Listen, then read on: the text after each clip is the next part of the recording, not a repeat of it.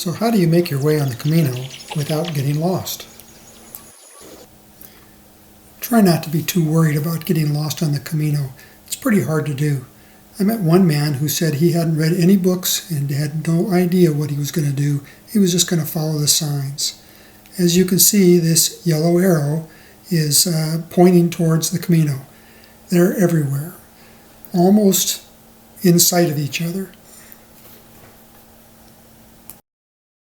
I can't say I never got off the beaten path or took a wrong turn, but when I did, it was pretty obvious. Sometimes complete strangers would help you find your way. This lady on the left stopped what she was doing and took us to our hotel. But generally, if you follow these yellow arrows, you're going to make your way to Santiago. Of course, on occasion, they can be a little bit confusing. That's when it's time to look at your guide or maybe look at your app. So I carry 2 books. Generally, you're not going to carry books. I would highly recommend you don't carry books. But this is John Brierley's guide. This is kind of like the guide I saw the most while I was on the trail. It's divided up into sections, and this is really an excellent guide. I carried it because it has a lot of historical facts in here. It's told me what I was looking at. I had to remember to take it out every day and read it. It's designed to where you can tear out the pages as you go. It has some good information in here, a checklist on what you should take, Spanish phrases, just to give you a little hand. And you can tear these things out, these pages out, and make the book smaller as you go. I didn't do that. I just wanted to take this home with me. So it's heavy. If you can get by without it, don't take it. You can also buy it online on Kindle. If you can read it on your Kindle app on your phone, might be a better option. This book I took, Easy Spanish Phrase Book, over 700 phrases for everyday use. I actually did go into this. It's pretty late, but it certainly isn't necessary. If I had to do it over again, I wouldn't have taken this.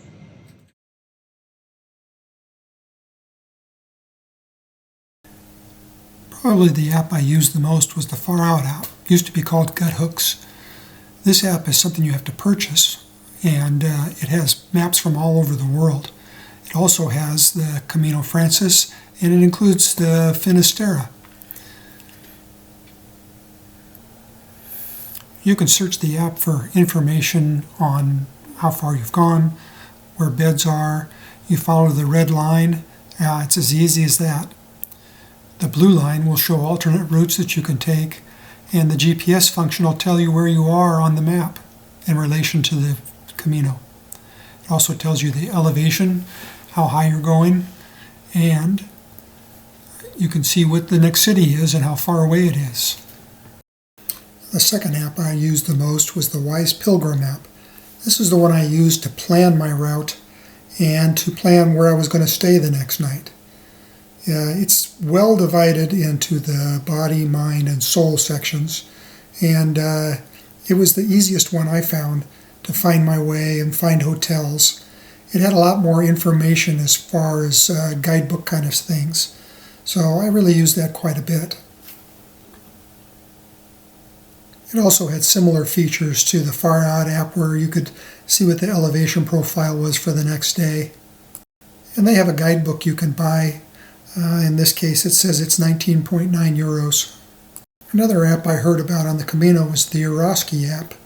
And this app is in Spanish. You can translate it, but I find it a little difficult to use. I tried to use it. A lot of people swore by it. The next app was the Camino app.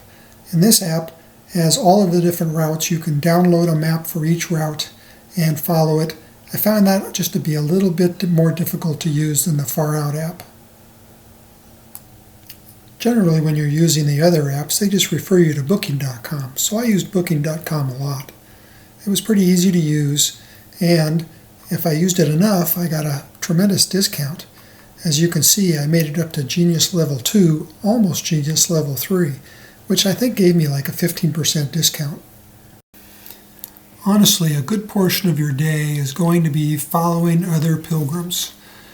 You're hardly ever alone on the Camino. and you're going to have company the whole time. So it's important to watch what other people are doing. Now, you can get yourself in trouble doing this too. When you're hiking and you're going long distances, you kind of get yourself a little bit hypnotized, and you just follow the leader. I got into one situation where I was following a group of people, and they hiked off into a field, and the next thing I know, I'm about a mile away from the Camino, and I had to find my way back. Well, guess what? Those people were lost. They weren't watching where they were going either. So you got to kind of pay attention, but realize that for the most part, you're going to be seeing people walking along, following these arrows as you're going.